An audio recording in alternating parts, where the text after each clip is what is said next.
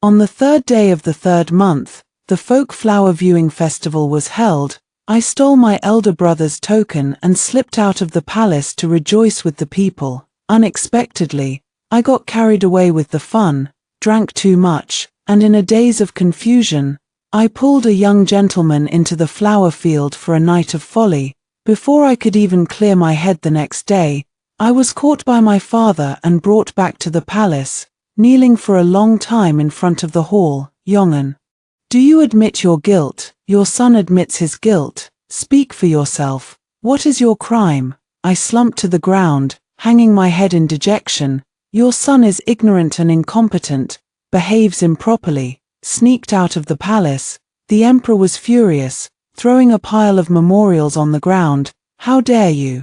Look, these are all memorials accusing you, Princess Jongen, of abusing your power and insulting others. I took a closer look and saw that the memorials were from young Marquis Liu, Scholar Ju, and General Yi. Immediately perking up, I raised my hand and swore to the heavens, Your Majesty, I am wronged. The person I flirted with last night was definitely not them. Flirted. Father took a sharp breath, and I felt guilty again, tilting my head to think for a long time. Oh my heavens, I really couldn't remember who in the world did I wrong in the flower field last night. So I quietly lowered my hand that was pointing at the sky and timidly tried to negotiate. If it really comes down to it, shall I take responsibility for all of them? Hello, everyone. Welcome to my channel. Subscribe us to read wonderful stories every day. Now the story begins. I consider myself quite responsible. Since I've incurred romantic debts, I shall repay them in kind, although I can't recall exactly who that handsome gentleman was, the one with whom I spent that romantic night. But as long as I take in all the victims, the young Marquis, the little general, the top scholar, I'm bound to get it right eventually, aren't I? The solution is quite simple, but father doesn't seem to think so. The old man's eyes were blazing, smoke practically billowing from his nostrils, and his hand trembled as he pointed at me. You, I smoothly finished the sentence for him. I'm a little beast, you little beast, if you don't cause trouble for a single day. Your skin starts itching, doesn't it? 3 days ago, you chopped down the Imperial Academy's main gate for firewood to roast corn, and it's still drafty to this day. The day before yesterday, you fed the Imperial Gardens red carp 8 times a day until they sank to the bottom, and they still haven't recovered.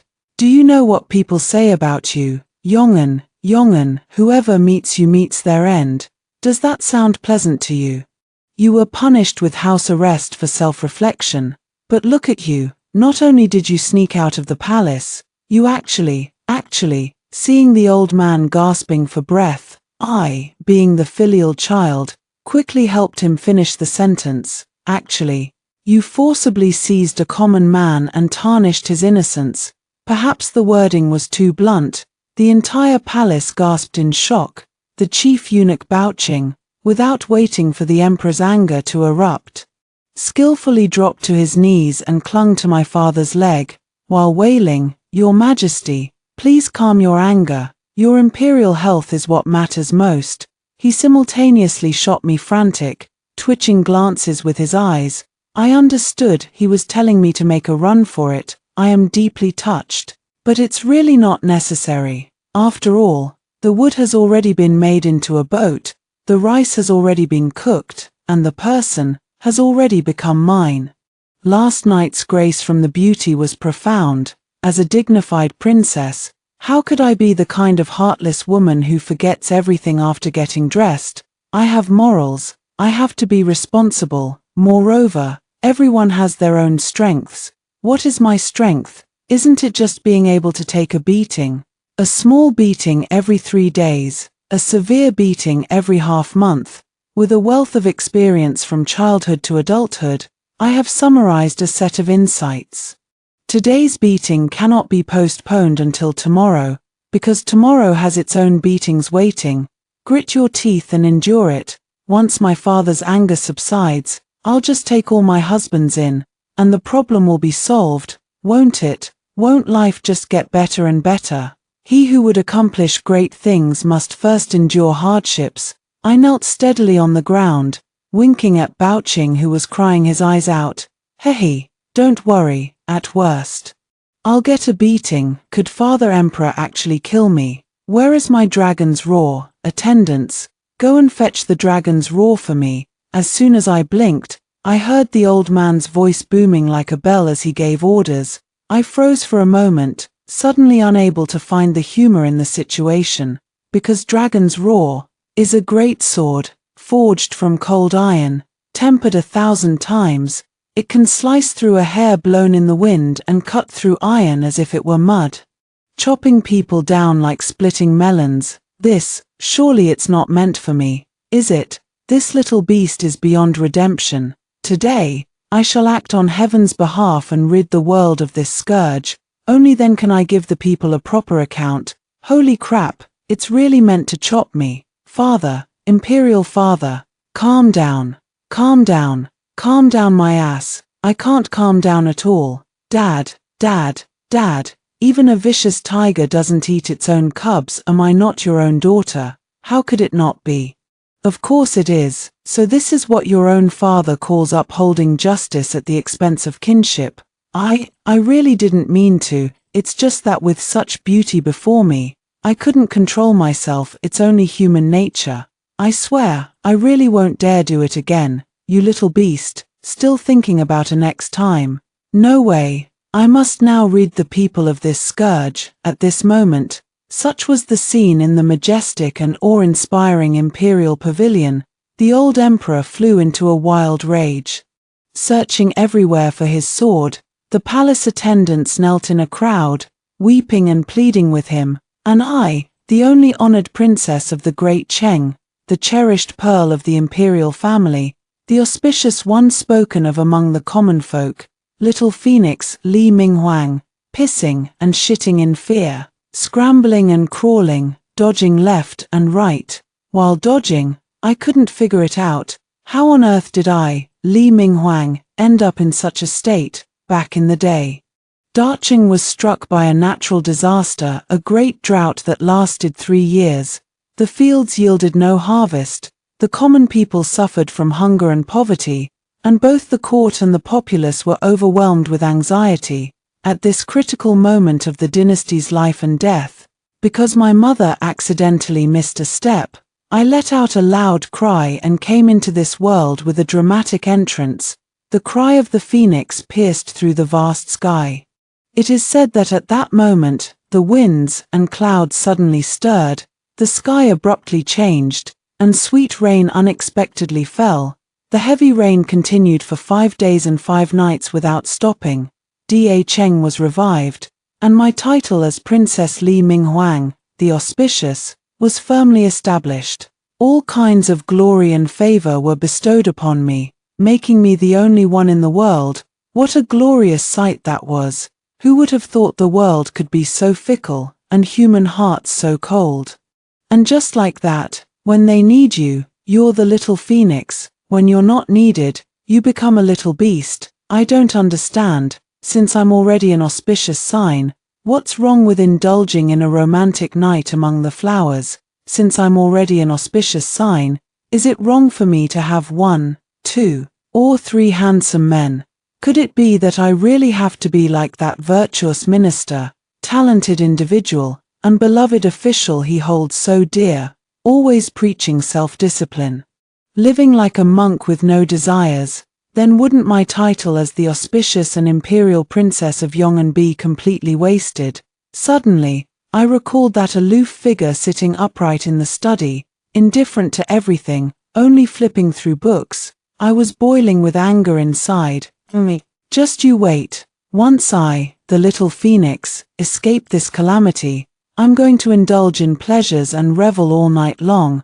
I'll show that guy what a princess's debauched, glamorous life is all about. But for now, the top priority is to avoid turning from a phoenix into a dead bird. As I saw my father already holding his sword, I was torn between climbing the pillar or hiding under the table. At this critical moment of life and death, an impassioned announcement came from outside the hall. Your Majesty, Young tutor, my request's an audience. Never did I expect that the very person I was thinking of would appear.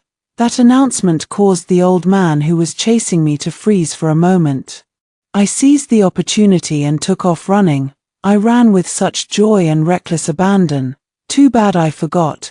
One must never be too pleased with oneself, for once you are, something is bound to go wrong. Take this moment, for example. Before the joy of a narrow escape could even settle in, I tripped over the high threshold at the front of the hall, in full view of everyone. The phoenix spread its wings and soared, only to land flat on its face like a turtle. Luckily, my face hit the ground first. As long as no one saw my face, I didn't lose face, but unfortunately, His Majesty summons you for an audience. Thank you, Your Excellency. Black satin boots swept past my eyes, the cold court robes brushing by with a faint breeze. My dignified, restrained, and self-disciplined Confucian mentor, the elegant and refined gentleman, the jade-like nobleman who captured the hearts of countless young women in the capital, my Ruoyu, without a trace of pity, without the slightest pause.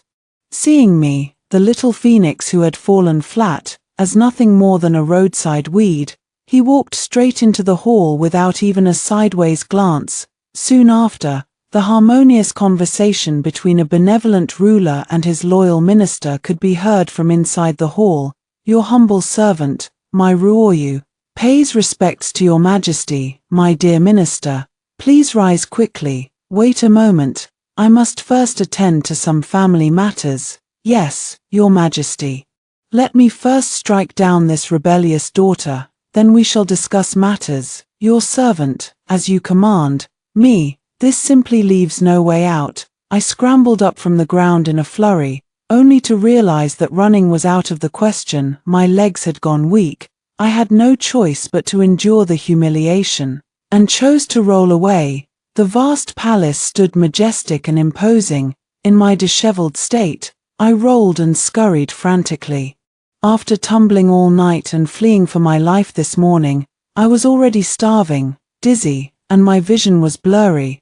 I had just stepped into the gate of Changning Palace, leaning against the doorframe, and the first words out of my mouth were, "Quick, food." Not far away, my maid, Yinga, was dumbfounded. Heavens! Bodhisattva, Guanyin, this, she stood there in stunned silence, not making the slightest move to come forward. Can't blame her. I understand. After all, I, her mistress, have always been a vibrant, lively, bright, and lovely beauty. Looking at my current state, it's not hard to imagine. Most likely, I appear pale and disheveled, with a touch of fragility in the disarray, and a hint of aloofness in the fragility, a classic image of a delicate, ailing beauty. The contrast is quite stark, so it's normal to be momentarily stunned. So, I gracefully brushed the hair by my ear, preparing to remind her. Someone, come quickly, Yinga suddenly exclaimed. Her voice echoing through the palace. We've encountered a ghost. How did a beggar manage to wander into the palace to beg? After a long period of chaos and commotion, Yinga pushed me in front of the bronze mirror, and only then did I realize that things seemed quite different from what I had imagined. What I had imagined about last night was a charming princess disguising herself as a man to roam the world, and a young gentleman stumbling upon her true identity, blushing with shyness. Then it was a chase, with him half resisting and half yielding, under the moonlight before the flowers, embracing the moon and stealing the breeze. But, at this very moment, I stare at this distinguished face in the bronze mirror. At first glance, I couldn't believe it. Hoping it was just a dream, I close my eyes. Calm down a bit, it must be a dream. Opening my eyes again. Ha. It really wasn't a dream after all. In the mirror, my hair was a bird's nest. My clothes looked like pickled vegetables. My face was ashen, and dark circles shadowed my eyes. Give me a bowl, and I could indeed go begging. For a moment, my feelings were quite complicated. Even in my current state, that young gentleman could still do that with me. Is this reasonable? Could it really be forcibly taking a common man? Startled, I quickly shook my muddled head, trying hard to recall the events of last night. Yesterday, I went to admire the flowers. I saw the beautiful flowers I wished to see and beheld the scenery I longed for, so it was a perfectly satisfying day. But later, when things didn't go as I wished, I found a pavilion by the flower fields all by myself and leaned against the railing to gaze at the moon reflected in the water. The flower wine was delicious, so I drank a few extra cups, and then, it seemed I overheard some idle gossip behind my back again. Brother Lou, I heard that recently the imperial consort has been seeking His Majesty's favor, intending to arrange a marriage between you and Princess Yongan. What a fortunate man you are, Brother Lou, Jua Yuan. You mustn't speak carelessly. Princess Yongan is a noble daughter of the imperial family, doted on by His Majesty since childhood. A common man like me is unworthy of such an honor. On the other hand, you, Brother Ju, are a handsome and talented scholar. Perhaps you might capture the princess's heart. Cough, cough, cough. What's with the coughing all of a sudden? E.g., what else could he be coughing from? Scared out of his wits, that's what. Got it. Princess Yongan, Yongan, Yongan. Whoever meets her meets their end. Ha ha ha, that's right. I slapped my forehead. I had seen Lu Xingji, Jua Yuan, and Yi Ji last night. Those three, instead of doing their proper work, gathered together to gossip about me, saying whoever meets her is doomed. Isn't it just their luck that they ran into me? And so, spring breeze brings success to the top scholar. Jua Yuan, why are you hiding? Lift your face and give me a smile. Your Highness, Tiger's son from a military family, young general. Yi Ji, go, take off your clothes and dance with a sword to entertain me. Your Highness, Li Minghuang, have you lost your mind? What's all the shouting? No jealousy allowed. Young Master Lu, the talented scion of a noble family, Lu Xingji, don't just stand there. Come over and peel this apple for me, and make sure the peel doesn't break. Don't worry, all of you, rest assured. This princess will take all three of you into my harem eventually. And so, I teased all three of them to my heart's content, but I swear, I only meant to tease a little. Never intended to actually do anything to them. But I forgot, I'm not my Ruoyu. I can't live up to his constant reminder to me, never indulge your whims, always discipline yourself. It must have been that while teasing, wicked thoughts arose, and I went from being an admirer of flowers to a shameless flower thief. Not just absurd, but downright shameless. But then again, which flower was it? I ought to give people an explanation, shouldn't I? I bit my lip, trying hard once more to recall last night, but the wine had washed away the memories, and I only remembered the moon in the sky seeming to fall into the water. The moon in the sky was far beyond reach, while the moon in the water was close at hand, so I thought to scoop it out and secretly keep it for myself. Just as I leaned over the railing, stretching out my hand to scoop up the moon, I suddenly missed my footing and nearly fell in, only to be caught and pulled back by a strong arm around my waist. Be careful. That person, hazy like moonlight, had a voice that was equally indistinct. How did you become such a drunken bird? You're so beautiful. I want to kiss you. Hey, this is biting. You don't get it, this kind of thing. It's always about biting each other. That's how it's drawn in the books. No, don't you? And then, flower fields, tree shadows, faint fragrance, a bright moon hanging high in the sky. Everything hazy and indistinct, a slender waist, broad shoulders, a jade-like neck, a slightly moving Adam's apple, and soft, thin lips. I can't take it anymore. I can't keep thinking about this. I covered my burning face. If I kept thinking, I would feel even less human. There was no turning back now. Though I don't know whether it's the good-looking Jew, the skilled Yi, or the well-born Lu. Since I've plucked the flower, I naturally have to take responsibility to the end. But then, thinking of that glimpse of a cold, aloof figure just moments ago, suddenly made me feel quite disheartened. My Ruoyu entered the palace early in the morning, no doubt to secretly plot with the emperor on ways to deal with me. Given that guy's way of doing things, I'm afraid I can't even protect myself now, and my future is uncertain. Looking up with a long sigh, what a sorrowful feeling. Yinga poked her head through the curtain. Your Highness, lunch is ready. I'm truly disheartened. Shaking my head, I can't eat, I have no appetite. Braised pork hock with large chicken drumstick, red carp stew with small wontons. All right, I'll do it for your sake. After reluctantly finishing a braised carp, 2 soy braised pork hocks, 3 large chicken drumsticks, and countless small wontons, I finally found relief from all my worries with a single meal. Then, after being full and warm, he entered the hot bath. Stripped bare, she lay down in the steaming, petal-filled bathtub.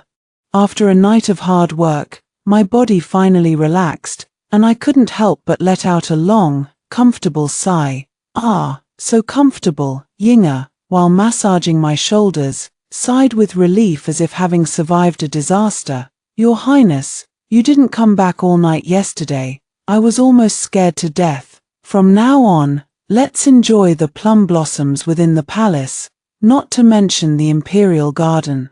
Even the small plum grove in our Changal palace has every single tree as a rare variety. How could anything outside the palace compare?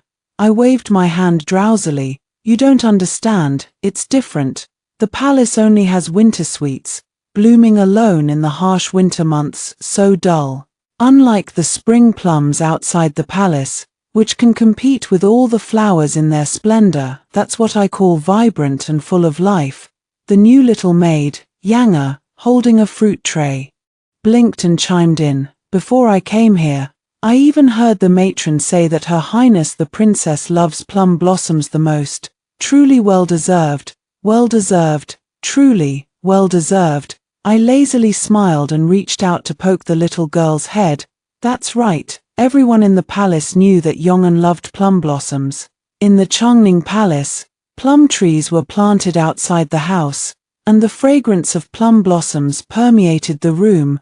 Plum blossoms painted on the screen, plum wine brewing in the jar. Without mentioning the word plum, the essence of plum is everywhere. To be honest, even I can't quite recall when I developed this rather pretentious literary affectation.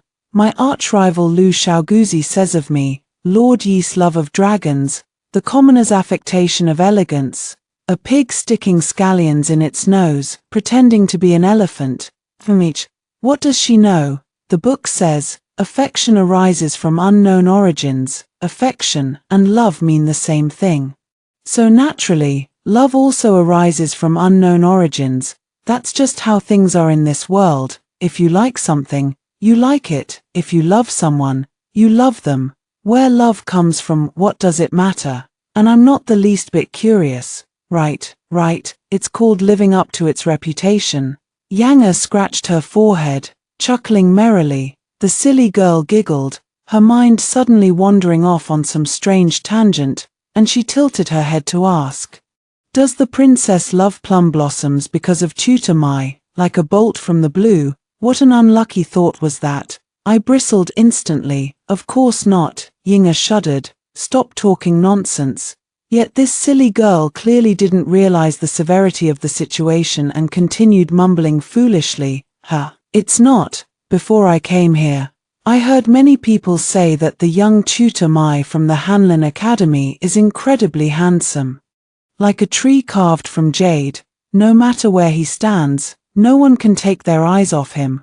I also heard that when Tutor Mai passed the imperial examination with top honors and rode through the streets, he was the most elegant top scholar. Not only was his knowledge unmatched, but his looks were also unparalleled. The noble ladies crowding the Shilling River to catch a glimpse of him nearly trampled the bridge in their excitement. The flattering words just kept coming, one after another. With no end in sight, Yinga shook her head like a rattledrum, urging her to stop talking. My face was as dark as the bottom of an old pot, and the more I listened, the angrier I got. All right, orchids and jade trees. Is that it? Horses galloping in the spring breeze. Is that it, a fleeting glimpse on the bridge? And you become the dream lover in her spring chamber. Is that it? The world only knows of my Lang's brilliance, unaware that this man is as poisonous as venom. Illusion. It's all an illusion, my Ruoyu, a name full of tenderness, a man devoid of emotion. No, he is not human. After all, this guy acts completely without any rules, and when it comes to dealing with people, his methods are even worse than a dog's. Thinking back to the old days, I, Li Minghuang, was once a carefree little girl. Every day, I eat and sleep, wake up and play. Today, I climb trees in the Imperial Garden. Tomorrow, I sneak wine and get drunk at the palace gate. Occasionally, I roam the palace, engaging in cockfighting and dog racing. What a carefree and joyful life. In the past, my father was quite open-minded about this. He was never anxious or impatient, always calm and composed. I only occasionally looked up at the sky to comfort myself. Well, who can be perfect? Everyone has their shortcomings. Right, even though she's not well versed in poetry and literature, she's skilled in all kinds of entertainment and pleasures. Ha ha ha, I need to calm down. But ever since that young top scholar, renowned throughout the land and famed as the most handsome in the capital, burst onto the scene, my father, the emperor, hasn't been taking it so well. Minghuang, my child, I don't expect you to be perfect, but one shouldn't be completely useless in life, don't you think? Father, I am not human, I solemnly corrected. I am a little phoenix. You little beast, you're determined to drive me to my grave, seeing me stray further down the path of beasts. My father reflected deeply on his mistakes, holding on to the hopeful belief that one takes on the color of one's company.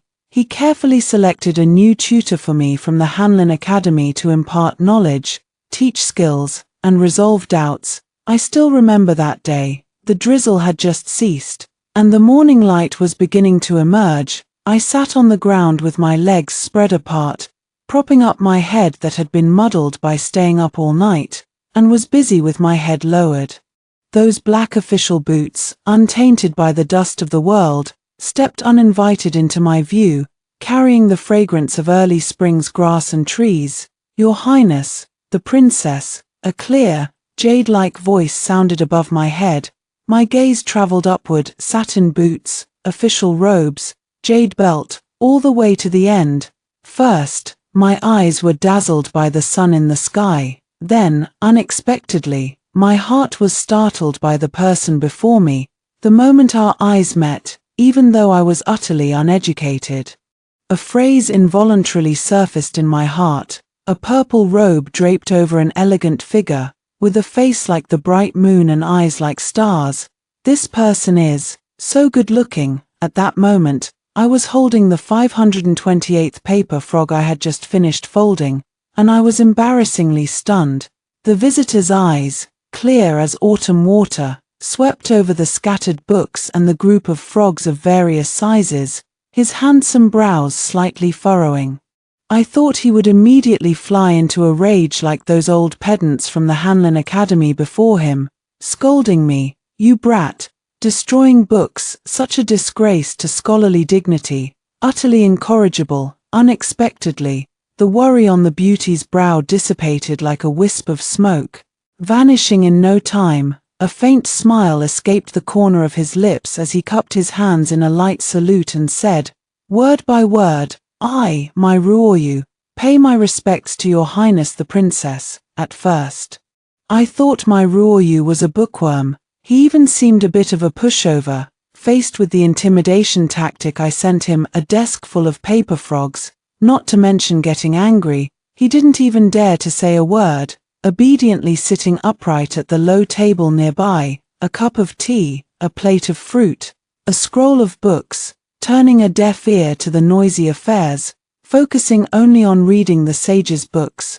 Occasionally, when our eyes met as I was tearing the book, that handsome face would only curve its brows and eyes into a smile at me, then turn away to take a sip of tea and continue reading his book. I'm a little unhappy. Do you think I spent all night folding these because I like frogs? It's because I want to bully him. after all. The origin of my little beast nickname has something to do with him. I deliberately insulted him, provoked him, and toyed with him. I just wanted to see him furious, enraged, and utterly lose his composure. But now, it feels like punching cotton, and the pretty cotton remains completely unaware, leaving only me feeling utterly uncomfortable. I couldn't help but ask, "Aren't you angry?" My Ruoyu stopped turning the pages, slightly stunned, and said with confusion, "Your subject, why should I be angry? Didn't you see it?" I grabbed the frog and waved it frantically at him. He suddenly came to his senses and let out an "oh." After a moment's thought, he then spoke with genuine sincerity. "Such a vivid and exquisite object is certainly not something an ordinary person could create. Your Highness possesses innate intelligence, dexterous hands, a thirst for knowledge, and the ability to achieve mastery upon learning, truly a model for all of us. Like gazing up at a towering mountain, the higher I look, the more profound my admiration. My reverence for your Highness is like an endless flowing river. Words alone can hardly do it justice. This is so unexpected. I never expected that at our very first meeting, the brilliant and talented top scholar would be so captivated by my charm. Although I know I'm quite outstanding, but am I really that remarkable? Before I could even consider the reasonableness of this situation, my Ruoyu continued speaking eloquently. Moreover, Her Highness the Princess is a noble daughter of the imperial family, and thus the sovereign. Although Ruoyu bears the empty title of teacher, she is still a subject. Between sovereign and subject, it has always been only the sovereign who may be angry with the subject. How could a subject overstep the bounds of propriety and dare to speak of being angry with the sovereign? Wow, he is so understanding. I was slightly suspicious. If father asks about today's events, with a gentle closing of his handsome eyes, he nodded as if it were only natural.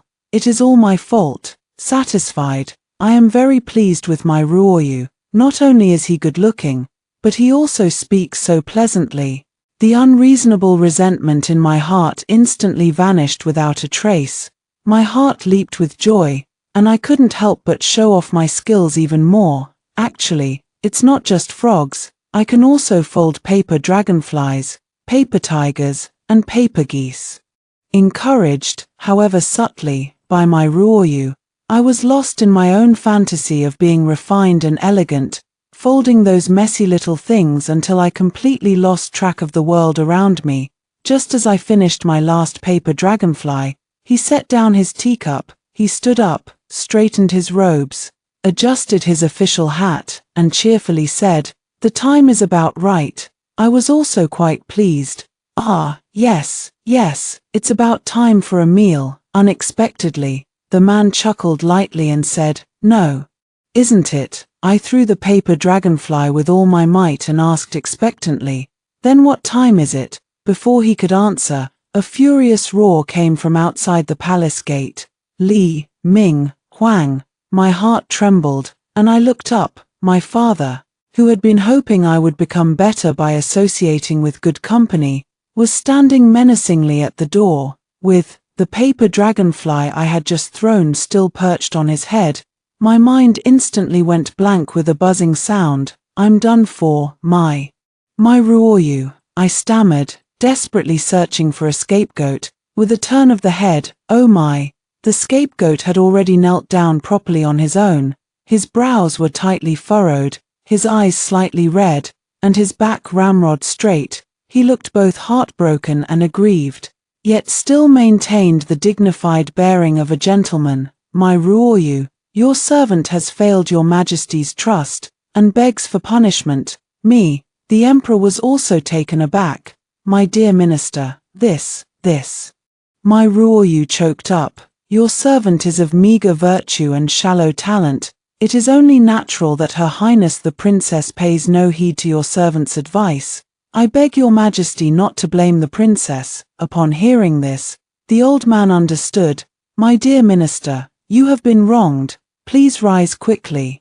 Rise quickly. As for that little beast, I will deal with her later." I was greatly shocked. My Ruoyu, didn't we agree that between ruler and subject? Hearing this, instead of rising, my Ruoyu bowed even deeper, kowtowing profoundly, his voice filled with anguish. Your Highness is right.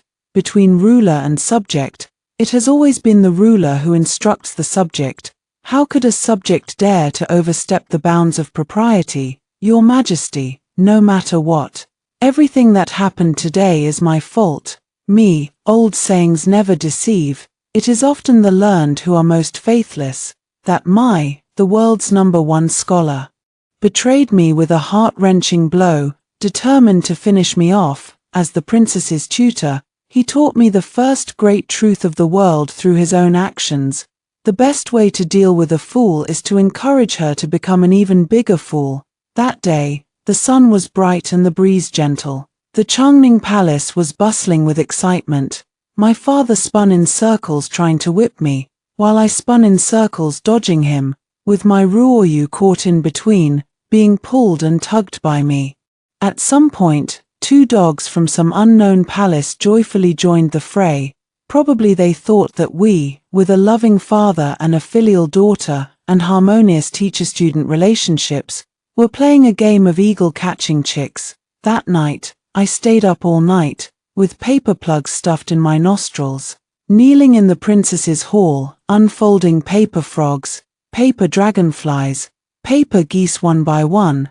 The emperor had spoken, just as I sat and folded it last night.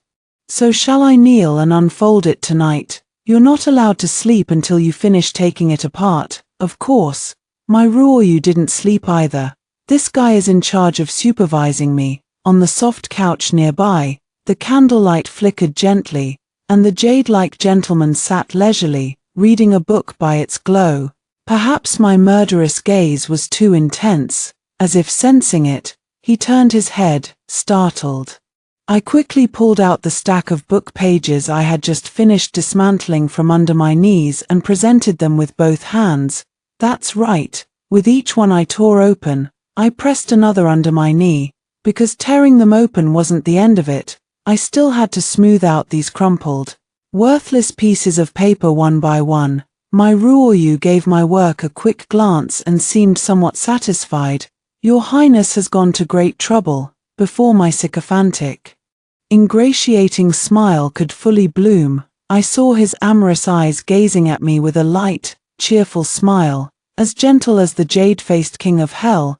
I must trouble your Highness to sort them into categories and arrange them in order. Who the hell knows what order those damn books are in? Looking at the endless chorus of croaks, gurgles, and quacks, I slumped to the ground, suddenly feeling a strong urge to drag this person down with me to our doom. This is just too terrifying. After hearing my complaint, Yang, standing by the bathtub, shuddered. Your Highness, you are so pitiful. I sighed deeply. Who could say otherwise? But, after some thought, I realized I had actually benefited from this misfortune. To prevent his talented and beloved minister from being bullied by me, my father had specifically issued an order. All matters regarding Princess Yong'an's studies shall be fully decided by young tutor Mai, with no interference from others, and so, my Ruoyu truly took charge of my affairs. The very next day, under the pretext that the old books were destroyed, he arbitrarily replaced them with new ones on my behalf. From that day onward, Yong'an never studied the 4 books for women, but only followed the young tutor in reading the 6 secret teachings. What are the 6 secret teachings? Yang asked with clear eyes. Is it 6 walnuts? 6 walnuts. I was speechless for a moment. I wanted to show off my knowledge, but ended up encountering someone so naive. How am I supposed to keep up the act now? Fortunately, Yinga understood me and immediately explained on my behalf. They are 6 very profound books that ordinary people can't comprehend, but our princess is no ordinary person. The young girl's eyes welled up with admiration, while I maintained a calm and composed expression on the surface, secretly feeling quite pleased inside. So even a princess has her own troubles.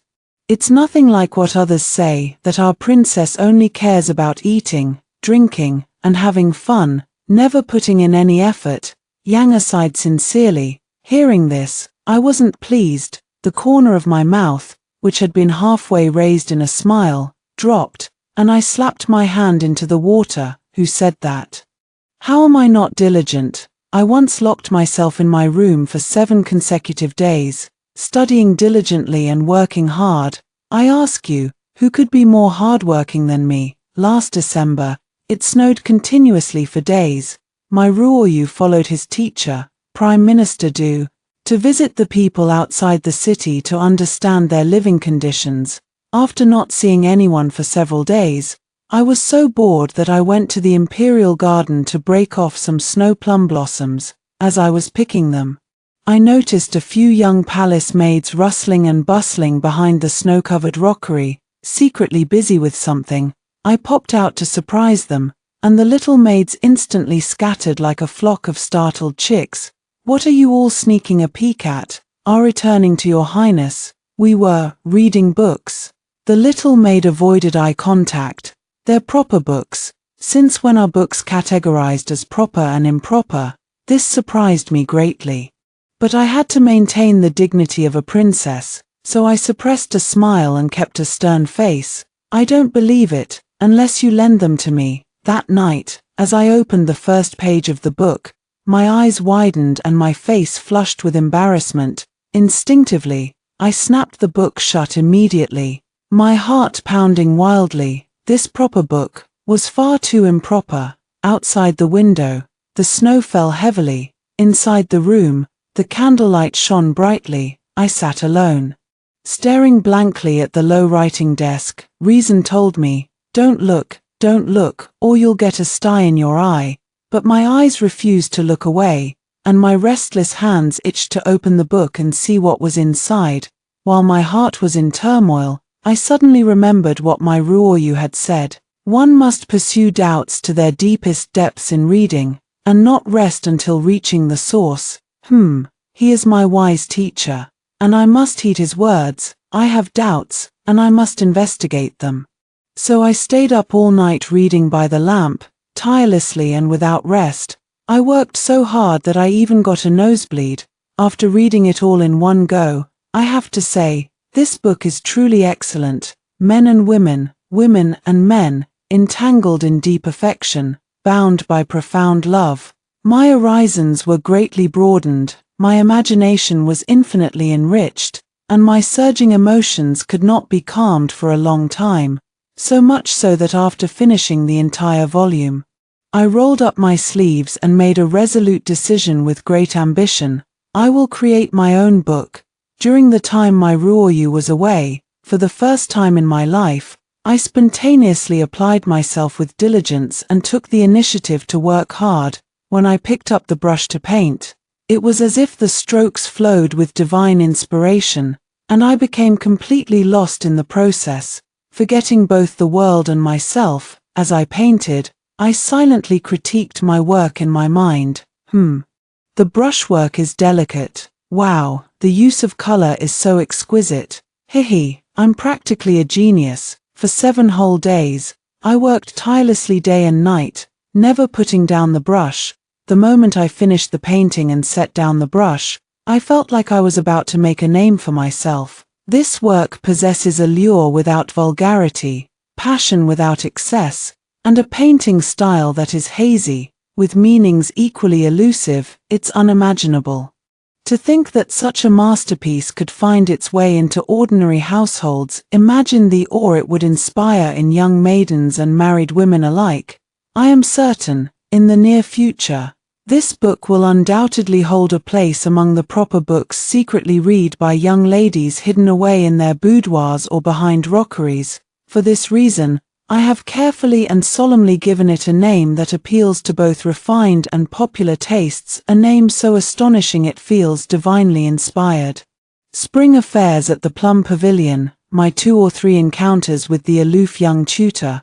What a pity, grand ambitions and imperial dreams, cut short midway, because my Ruoyu had returned. Unfortunately, I was so exhausted at the time that I happened to be sleeping with my head on the desk. And unfortunately, The book I had just finished painting was shamelessly spread open on the desk. When I groggily woke up, my Ruoyu, whom I hadn't seen in a long time, was right in front of me. Her downcast eyes fell upon his hands, and in his hands was Spring Affairs at Plum Pavilion, already nearly half-read. At that moment, I was still drowsy-eyed. While his bright eyes flickered slightly, we stared at each other, wide-eyed, with nothing but awkward silence between us. It was a long silence. Outside the window, winter snow rustled softly, while within the painting, spring's allure stirred the senses. Faced with the vivid and provocative little erotic book he held in his hand, I truly had no idea how to explain it. Though his surname was Mai, his courtesy name was Aohan, and he held the position of junior tutor. But Spring Affairs at the Plum Pavilion, my 2 or 3 matters with the aloof young tutor, absolutely did not have any insinuations about him, my Ruoyu. If there are any coincidences, they are purely similar by chance. That day's awkward scene ultimately ended with the young palace maids happily picking a bouquet of snow plum blossoms for me, while my Ruoyu coldly turned and walked away. Incidentally, he also confiscated the picture book and took it with him, my life's masterpiece, crafted with heart and soul. Thus, it ended. Ah, what a pity, Yanger exclaimed. Yinga chimed in, indeed, because of this. Our Lord didn't eat or drink for a whole day and night, just staring blankly at the plum blossoms we picked, sulking in frustration. Yanger asked, what about young Master Mai? Did he say nothing? Did he just leave like that, him? I drooped my head against the edge of the tub, thinking back carefully. He must have been angry, so angry that his face turned red. Thinking of this, a sense of melancholy welled up in my heart. Why the melancholy? I couldn't quite put it into words. It was just a sudden realization that so many things had already become memories of the past. Perhaps this is what they call the scenery remains. But the people have changed. Now, I have my beauty, and my Ruoyu has met his good match. I follow my heart, he disciplines himself, each has their own future. Your Highness, why have you fallen silent, seeing me suddenly quiet? Yanger asked cautiously. Sure, I raised a finger to my lips. I'm feeling melancholic. Li, Xiao, Ji. Suddenly, a thunderous roar came from outside the hall. Startled out of my sentimental reverie, I trembled and slipped entirely to the bottom of the tub, choking violently on a mouthful of bathwater. I was hastily pulled up by Yinger and Yanger, and I wiped my face in a fluster. Lu Xiaoguzi, what is she here for? Yinger was also a bit panicked, perhaps because of the gossip that spread in the palace today. That gossip was nothing more than the mistake in the flower field last night. The palace has always been like this. A little breeze can stir up a vast expanse of grass. Gossip, scandals, and affairs spread faster than dogs in every palace. Falsehoods turn into truths, and truths turn into wild tales. A faint unease stirred within me. How is it being spread in the palace? Well, Yinger stammered hesitantly. Yanger blurted out quickly, the palace is all abuzz, saying that your highness is a heroine among women, a model for all ladies, who ravished 3 men in one night. I lost my balance and slipped back to the bottom of the water. 1 night, defiled. 3. I knew their rumors were wild, but I never expected them to be this wild. I think Lu Xiaoguzi probably came to perish together with me, because, unfortunately, she happens to be young Marquis Lu's biological sister, General Yi's nominal disciple, and Scholar Ju's ultimate admirer. Lu Xiaoguzi, Lu Goa, my childhood nemesis, relying on her status as the cousin of Consort Lu, she always acts like an elder in front of me. What a load of nonsense about being an elder. Since when does a 6-year-old elder snatch a big chicken leg from a 5-year-old junior? Where is there an 8-year-old elder giving a 7-year-old junior such an unpleasant nickname as Lee Little Chick? Of course, I am a princess, and I don't hold grudges. I usually take revenge on the spot. Lu Goa still doesn't know that the chicken leg she snatched was one I had secretly licked several times. On the very day she gave me that nickname, I secretly gave her a nickname too, Lou Little Dog. Why do I have to be sneaky? Why under the radar? Of course, it's because I can't beat her. After all, since childhood, she's been famously known as the brawn over brains little blockhead, and I've always been the notoriously unathletic and clueless little good-for-nothing, the weakling versus the fool.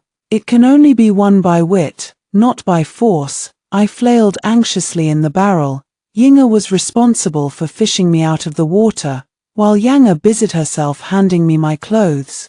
But in the end, I was still a step too slow. While I was still fumbling to tie my clothes, she had already stormed in with an imposing air. Damn it, I really should put up a sign at Chungning Palace: dogs and Lu Xiaoguzi are not allowed to enter. Otherwise, with the constant bickering between us, the guards have already grown accustomed to it and no longer find it strange.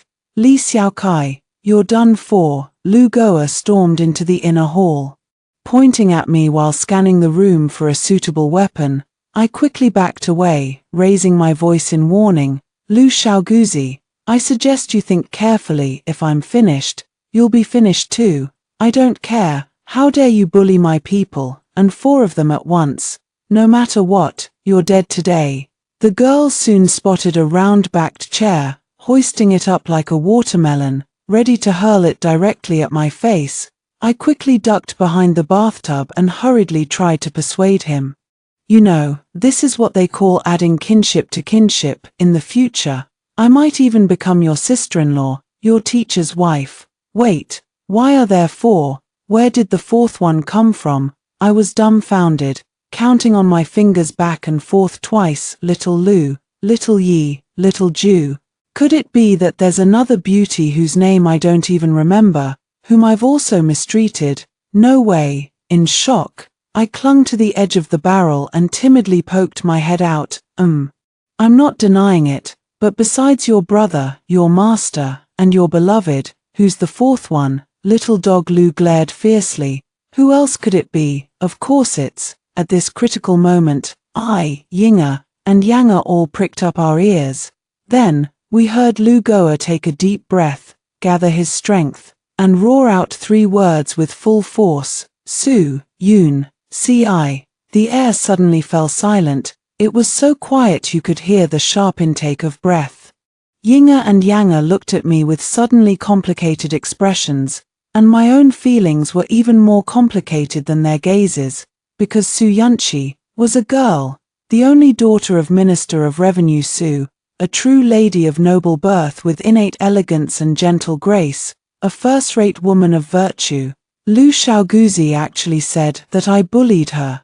Yunchi came to me crying all night, her eyes swollen like walnuts, and she wouldn't say a word.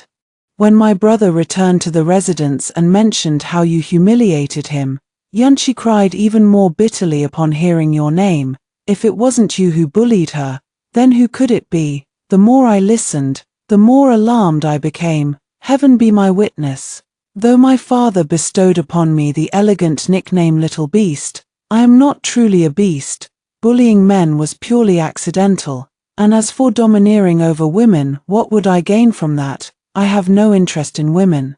Although I did see Miss Su last night, but clearly she, Li Xiao Chicken, prepare to die, Your Highness, run. Lu Xiaoguzi has completely lost his mind. Fortunately, Yinga and Yanga reacted quickly enough. One grabbed her by the waist, the other wrapped their arms around her legs, briefly holding her back from charging at me. As for the talk of male charms or female charms, we can discuss that later. Right now, escaping with my life is what matters most.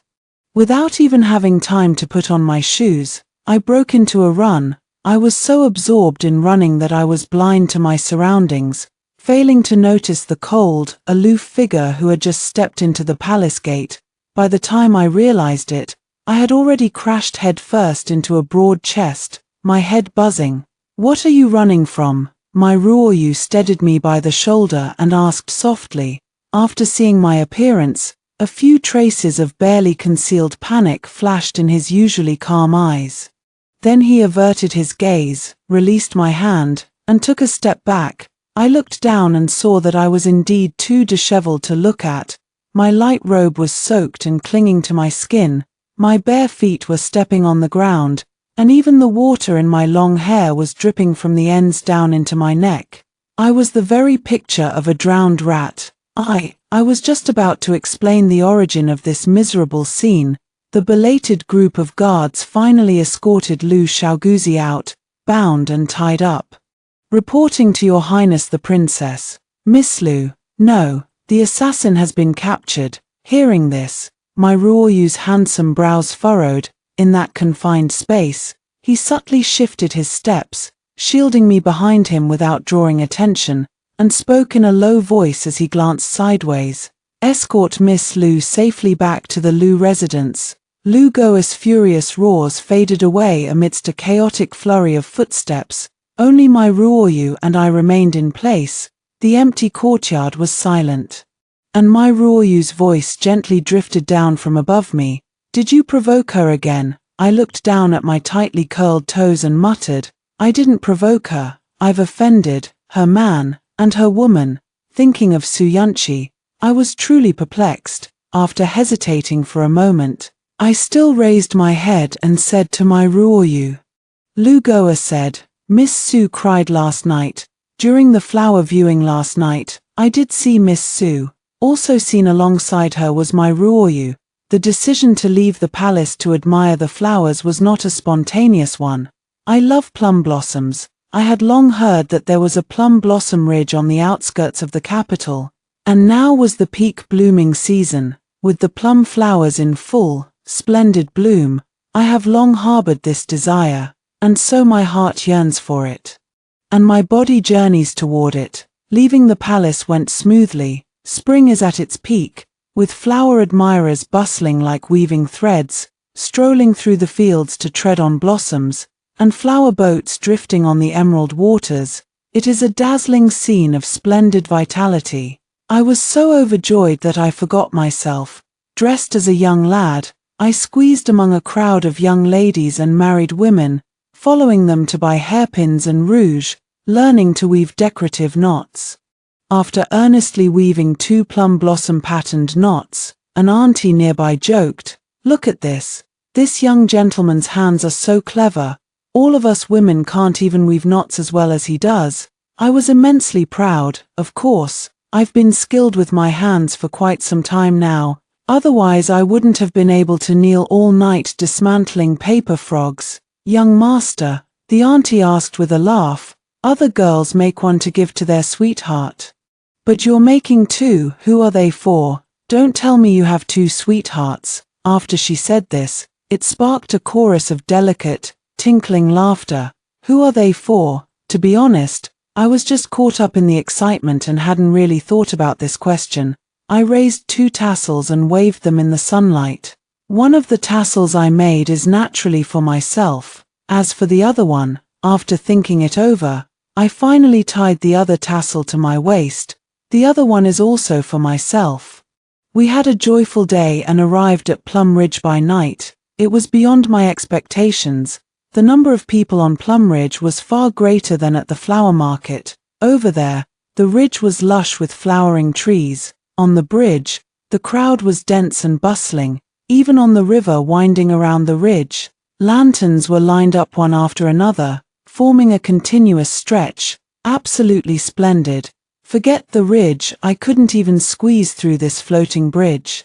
All I could do was admire the scenery from across the river, taking in the sea of people. Young sir, are you heading to the Lover's Tree? The uncle selling lanterns by the bridge leaned toward me, striking up a conversation with a cheerful grin. Lover's Tree. I shook my head. I'm here to see the plum blossoms. What kind of tree is the Lover's Tree? The uncle gestured with his chin toward the ridge. See, that largest plum blossom tree up there is the Lover's Tree. My gaze followed along.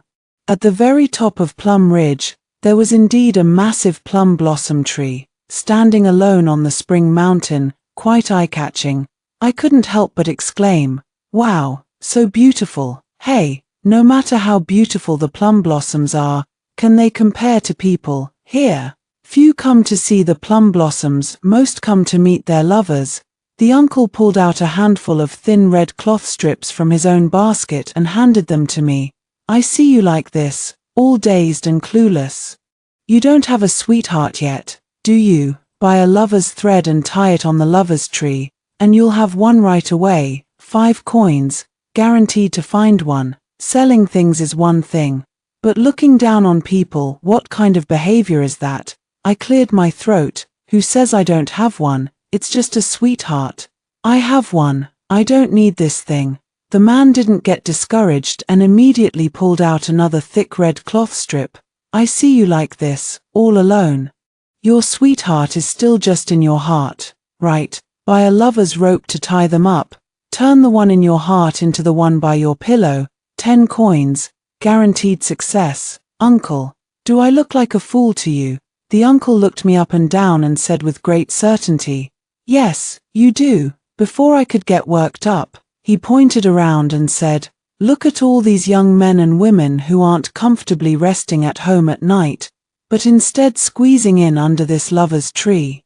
Aren't they all fools? I froze. To be honest, what he said actually made a lot of sense. In the grand scheme of things, nothing compares to one simple phrase, since we're already here. After all, I still held the 10-coin lover's rope in my hand, squeezing and pushing my way to the lover's tree until my clothes were disheveled and my hair was a mess. But despite the awkwardness, the moment I stood under the tree, I felt a sense of relief in my heart. Thank goodness I came. Looking up, the plum tree towered into the sky, its branches laden with abundant blossoms, and not a single empty branch could be seen as far as the eye could see. Such a magnificent sight was more than just spectacular. Such beautiful plum blossoms. To miss them would surely be a great regret in life. When paying, the uncle wished that the one in my heart would soon become the one by my side. Now that the lover's tree was right before my eyes, I let out a long sigh from deep within my chest, but had no intention of tying the lover's ribbon to it. The uncle didn't know. Someone like me, my beloved, can only be kept in my heart. Greed for love ruins people.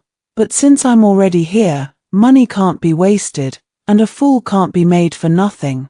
I simply tied the red string around my wrist and began worshipping the lover's tree as if it were a bodhisattva. Since I couldn't have the one in my heart, I mustn't shortchange the one by my side.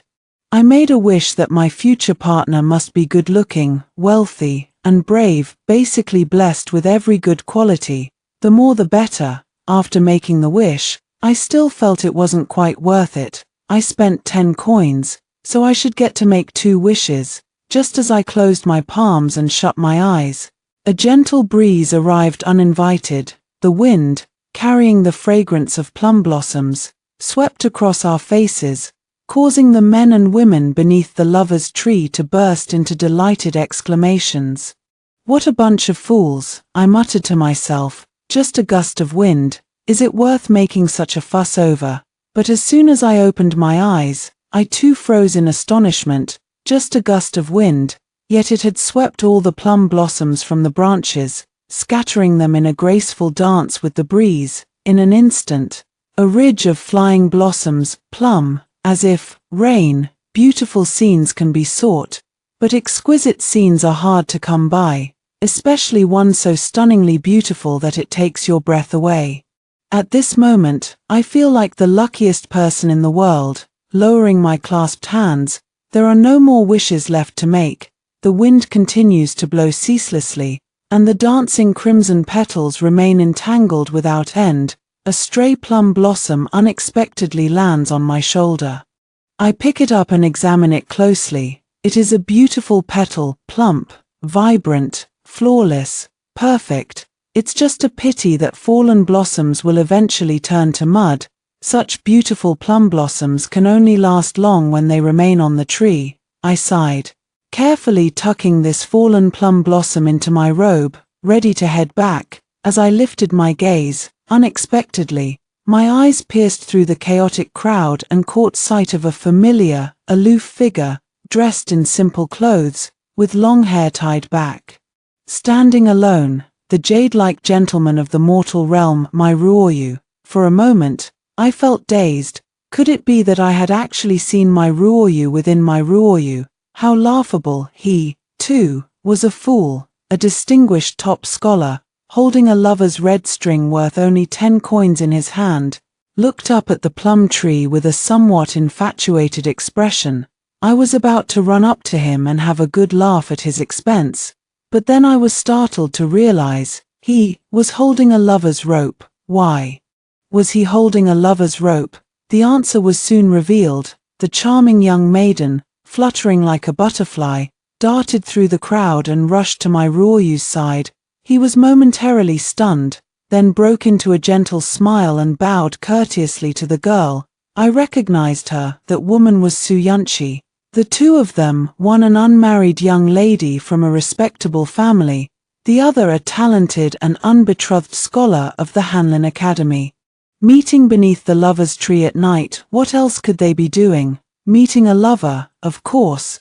The two of them looked up at the plum blossoms, chatting and laughing across from each other. The girl shyly pointed at the lover's cord in my Ruoyu's hand, and his gaze fell upon that red string, soft as water, never leaving it for a moment. At this moment, I felt like the most unfortunate person in the world, because I am jealous, on such a fine night, meeting the one in your heart. While they are with their beloved, who wouldn't be jealous? Yes, my Ruoyu is the one in my heart. I have known it all along, a long, long time ago. They say love knows not its own beginning. I truly do not know when this affection first began. Was it that year at our first meeting, when I lifted my head and he smiled faintly, saying to me, "Your servant, my Ruoyu, pays his respects to your highness the princess"? Was it in the study of Chungning Palace, when I felt ashamed for not knowing how many times a year the rice crops ripen, and what the common people rely on through the 4 seasons, and he patiently explained to me, saying, "The world is vast, it's normal to know some things and not others. Your highness need not belittle yourself"? Or was it in Yongtai Hall, when my father was furious and ready to whip me for crawling through a dog hole to sneak out of the palace to visit the temple fair? And he arrived just in time to defend me before my father, arguing, to understand reason through reading, one must not only know the words but also the world. Her Highness the Princess should not be confined within the palace walls, and then knelt with me through the entire night.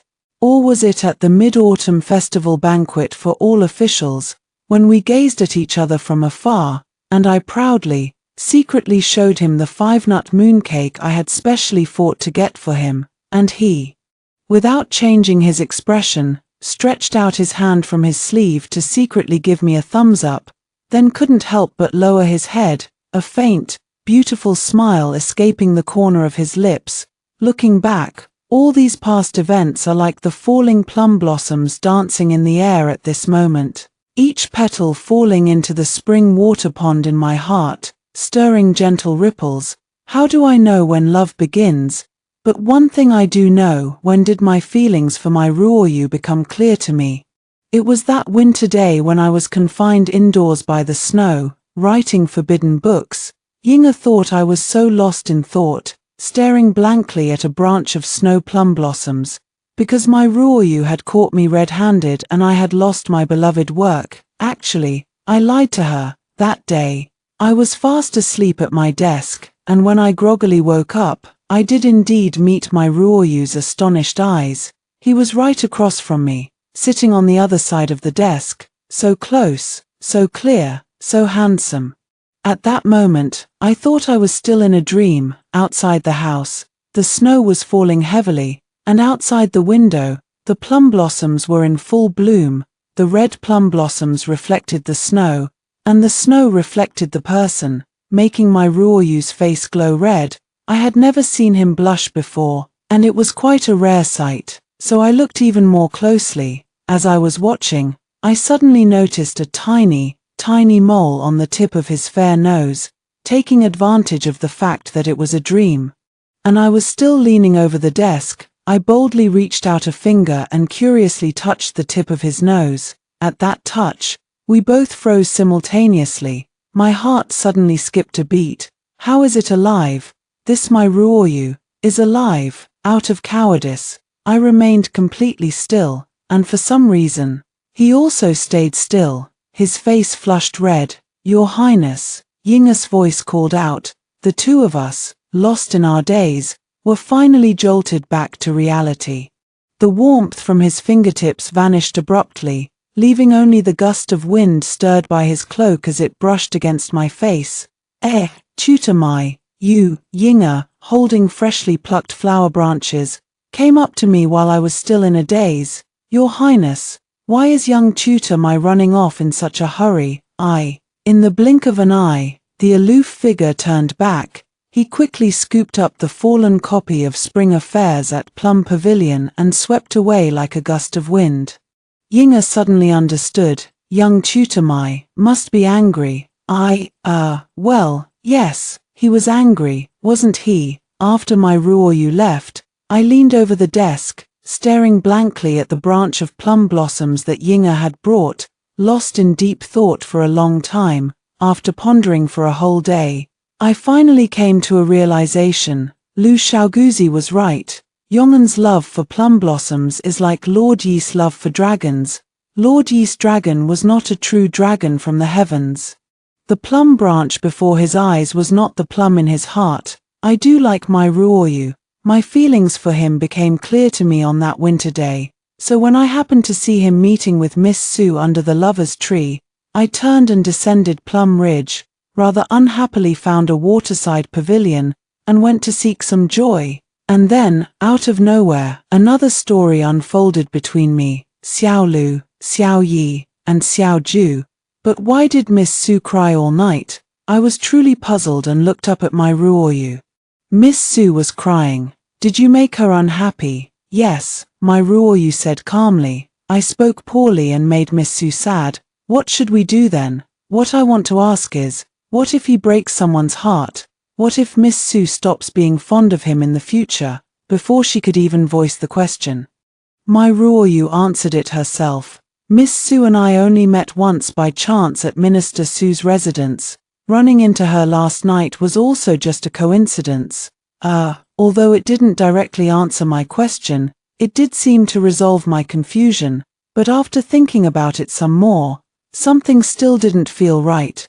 But Lu Goa said that Miss Su was crying because of me. My Ruoyu didn't respond further, turned around, coughed lightly, and said, let's go, back to the hall.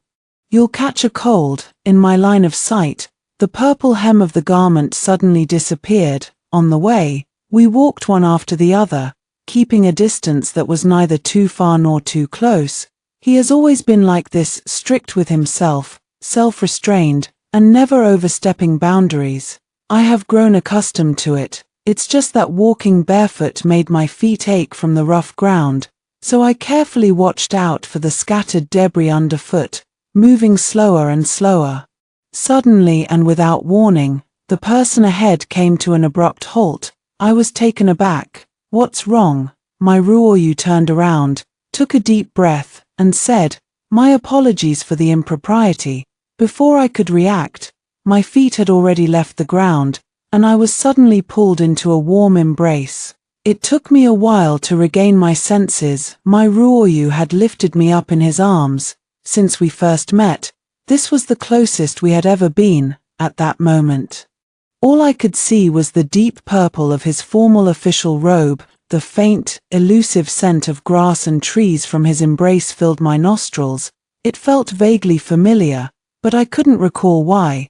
But that didn't matter, because at this moment, I was very happy. Indeed, people are still greedy. And even if it's only for a moment, it brings joy. Since I'm already being greedy, I'll be bold and want even more. My eyes, following my leaping heart, secretly glanced upward, broad shoulders, a jade-like neck, an Adam's apple, and further up, I froze. My Ruoyu, did someone hit you? A scabbed over cut on his lip was strikingly noticeable. My Ruoyu was taken aback and didn't speak. He appears gentle and amiable, but deep down he possesses the resolute fierceness of a scholar. Most people wouldn't dare provoke him, let alone beat him up.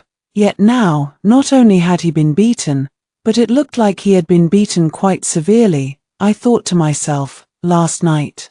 Even a gentle lady like Miss Sue had been brought to tears by his offense. Could it be that someone who admires Miss Sue has set an ambush to take revenge out of personal spite, bullying my Ruoyu? That just won't do. Did you see who the culprit was? How dare they attack an imperial official? Do they have a death wish? I said indignantly. My Ruoyu frowned slightly and sighed helplessly. No one hit me. I was pecked by a bird. I was utterly shocked. What kind of bird? So brazen. Where did this stupid bird come from? What's it pecking at? Such a flawless jade-like face. All pecked and ruined. Of course, even with a ruined face, it still looks good. My Ruoyu glanced down at me and calmly uttered 2 words. Wild bird. I had never realized it before. The distance from outside the hall to inside was so shockingly short. Yinga and Yanga were rushing out with my shoes in hand. When they saw my Ruoyu carrying me as he strode in, the 2 stopped and exchanged a glance. Then instantly vanished without a trace. After placing me steadily on the couch, he averted his gaze and casually pulled a thin quilt from the side, throwing it over my head and face. Instantly, everything went dark before my eyes, and I was completely covered without a single gap. The way he covered me seemed to carry a hint of dissatisfaction, as if he couldn't be bothered to look at me. Understandable, given my reckless actions last night.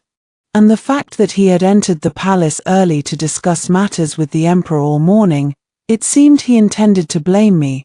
I have nothing to say even if you blame me. If I made a mistake, I accept the punishment. If I offended someone, I take responsibility. I was mentally prepared. But my Ruoyu said, "Your servant takes his leave first. Is he leaving?" Almost by instinct, I reached out from under the quilt and accurately grabbed his sleeve. My Ruoyu, weren't you here to find me? In the darkness, my senses became sharper. I seemed to hear him let out a faint, restrained sigh from his chest. "I have come to bid your highness farewell." Farewell. I kicked off the quilt and sat up in a panic. Where are you going? What will you do there? When will you return? I am being posted to Lingnan. The date of my return is uncertain. My Ruoyu's voice was soft, his gaze falling on my hand tightly clutching his sleeve. Unusually, he did not pull away, but at that moment, my mind was filled only with shock, unable to ponder so many details. Being assigned to a provincial post was no different from being demoted. How had things come to this? I thought it over again and again. Was it because of me? I lowered my head. Because of what happened last night. Did I cause you trouble? How could I have failed to realize it? My Ruoyu is the princess's tutor. When the princess acts improperly and indulges in willfulness, how could he possibly remain uninvolved? A sudden bitterness welled up in my heart. I never thought that after all the hiding and covering up, I ended up letting him down in the end. It's not because of your highness. My Ruoyu's gaze darkened slightly as he calmly replied, "It's because of me, because of you. I volunteered to be posted to Lingnan." He volunteered. I seemed to understand. You no longer wish to be my junior tutor. My Ruoyu was silent for a moment, as if making a decision. Yes. I no longer wish to be your highness's junior tutor. He said these words with determination, and his gaze was equally resolute. But it turns out that steadfastness can also wound the heart.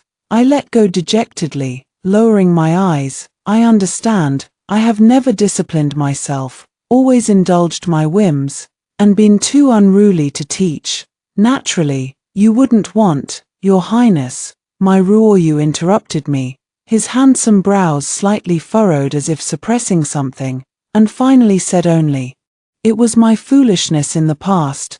I have always regarded self-discipline as the principle of life, but today I realized that not everything in life can be disciplined, nor can one be disciplined at all times. My decision to leave the official post has nothing to do with your highness. It was a choice from the heart. Your highness need not blame yourself, nor should you dwell on it further."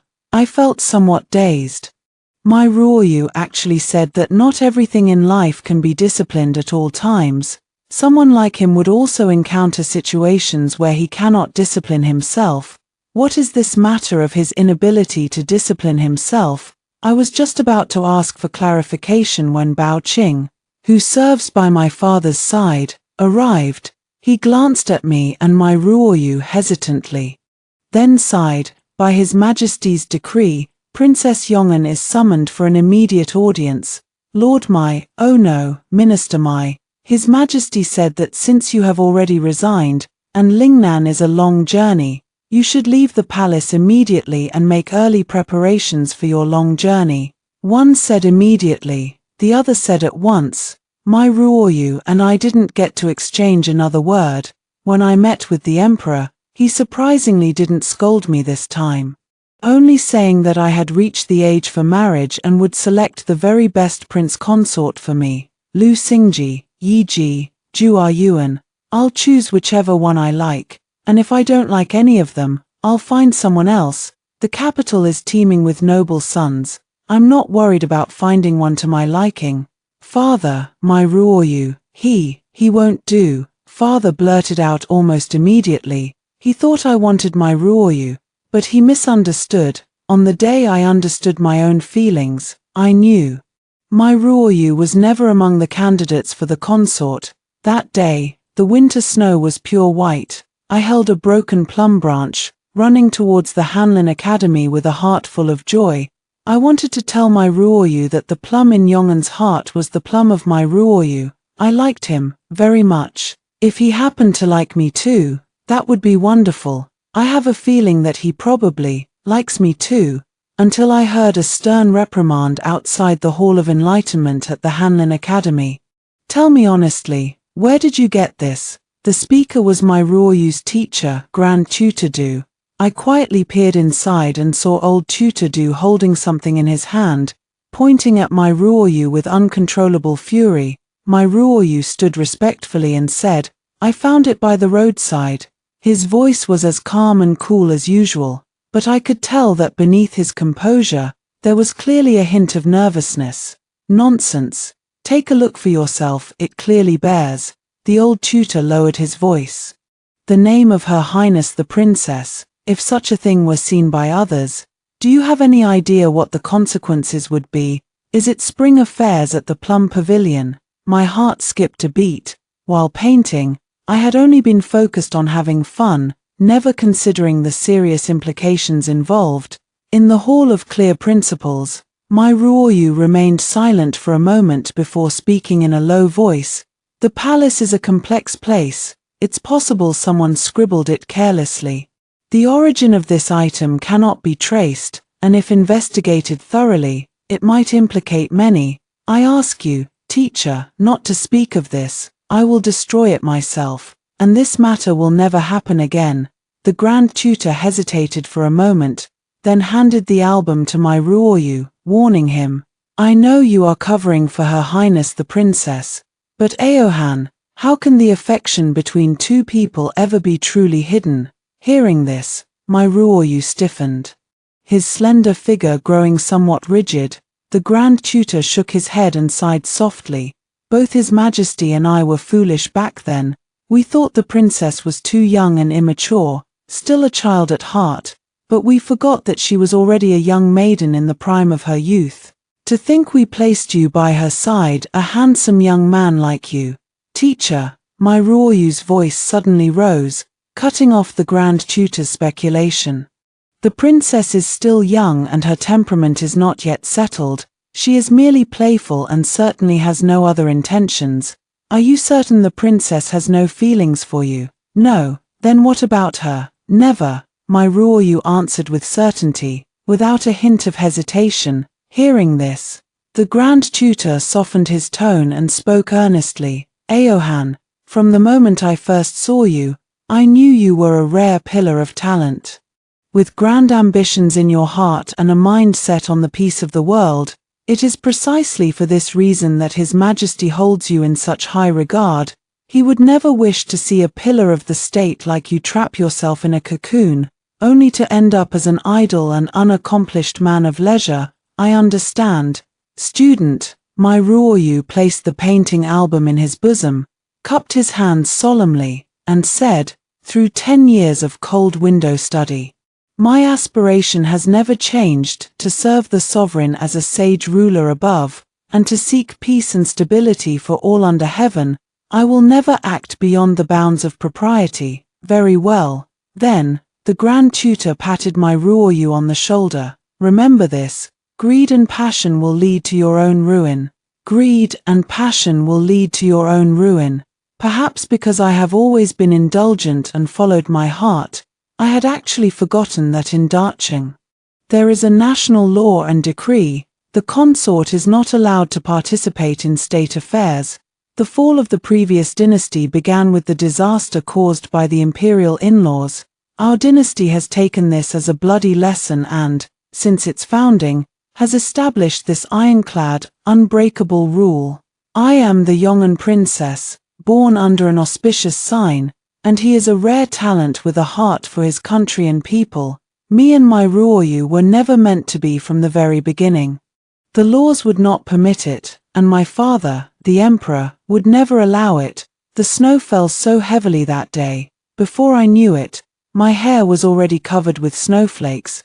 The snow melted, seeping into my hair, cool and tingling, freezing a budding heart. I raised my hand and looked at the plum blossom I had broken off. Beautiful, but lifeless. From that moment, I understood. Plum blossoms are best admired on the tree. The one in your heart can only be kept in your heart.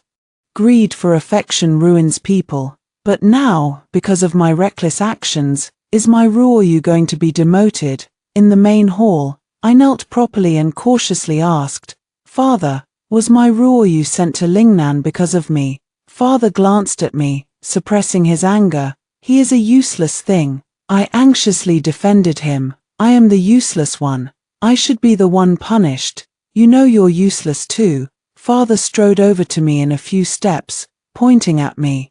I think that boy was completely corrupted by you. Keep good men company and you shall be of the number, but keep company with you and his turned completely black. I, Li Minghuang, dare to act and dare to take responsibility. How can I let others suffer in my place? I'll go find those 3 right away, figure out who I bullied last night, and give them a proper explanation. The emperor rubbed his forehead. Don't bother looking. You won't find them. I can find them, Minghuang. The emperor said helplessly, you just had a dream. A dream should be forgotten once you wake up. A dream. I was a bit confused. Who said that? The emperor fell silent. After a long while, he spoke again. My Ruoyu's departure for Lingnan has nothing to do with you. I gave him another path, but he remained obstinate and unyielding, which greatly disappointed me.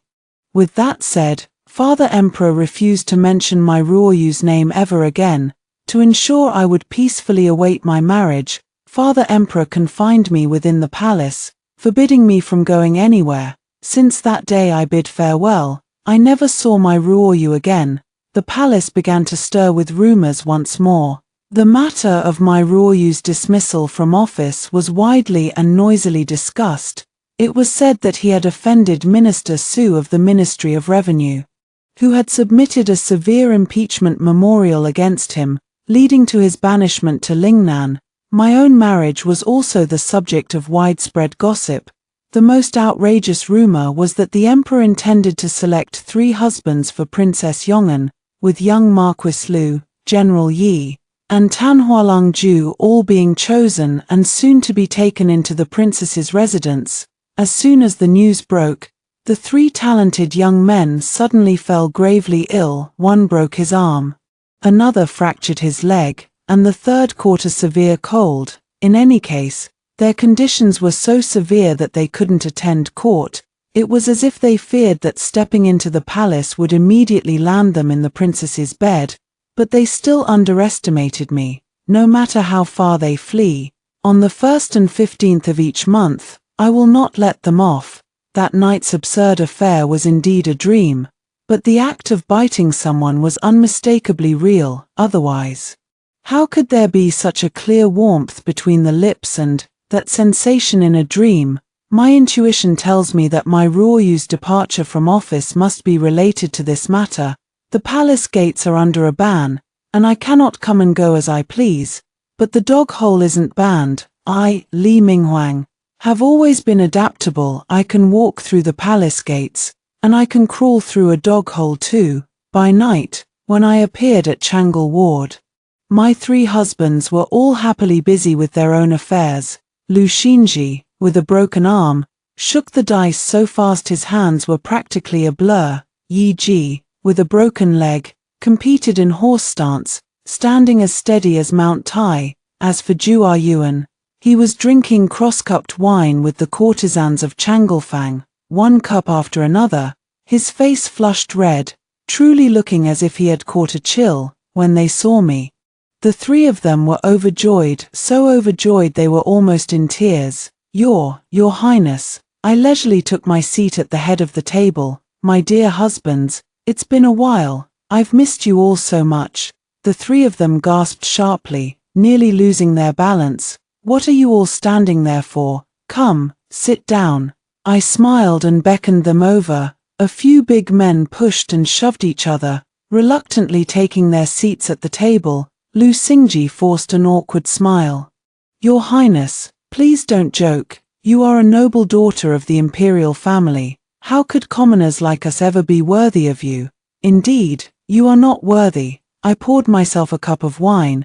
But since you've all submitted memorials accusing me of abusing my power to insult others, and I have indeed insulted you, I naturally must take responsibility to the end. Nothing of the sort. Zhu Yuan hurriedly interjected. Your Highness merely gave us a few words of admonishment. Though the scolding wasn't pleasant to hear, your golden words were full of wisdom. How could it be considered an insult? Ha ha ha. Did I scold you? I thought back. Wasn't I praising you? The triumphant third-ranked scholar, riding the spring breeze. The triumphant third-ranked scholar, riding the spring breeze, a philandering scoundrel. Zhu Yuan said with a stiff smile. Your Highness is right. If it weren't for my Ruoyu being too scholarly, in terms of looks, the title of third-ranked scholar wouldn't have gone to me. A bit surprised. Did I say it like that? Then the young general, a tiger's son from a military family. Yi Ji looked up at the sky. The young general, a tiger's son from a military family, a mere brute.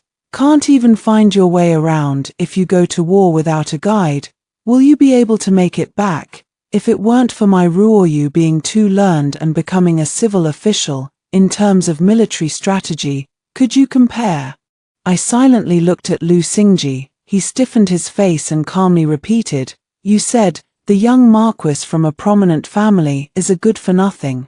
Compared to my Ruoyu, well, let's not insult my Ruoyu. It was a bit insulting, even though it was the truth. Still, I sincerely apologized. I'm sorry.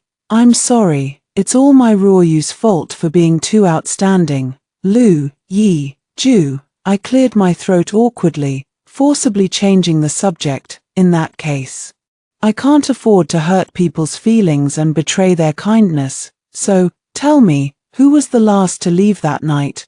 The 3 exchanged glances and suddenly fell silent. As expected, if these people all fell ill simultaneously and refused to enter the palace, calling it a coincidence would be laughable. Even if they had the intention, they wouldn't have the nerve. As expected, it must have been my father, the emperor, who ordered a gag on the matter, seeing the 3 of them remaining silent. I didn't press the issue and changed the subject. No matter, it's not important anymore. It's rare for the 4 of us to be together as a family, so let's talk about how we'll live from now on. With such a large estate and so many properties, how should we divide them among the first, second, and third branches? We must come up with a plan, right? As soon as I said this, the 3 of them reacted like startled rabbits, flustered, distraught, and then resigned. Your Highness, we left together. Tell the truth, Lu Xingji, really, because that person is here. It's not that I'm afraid of him, but when that guy gets angry, he can be quite intimidating.